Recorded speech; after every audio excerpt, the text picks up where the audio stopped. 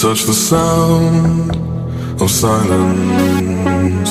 And in the naked light I saw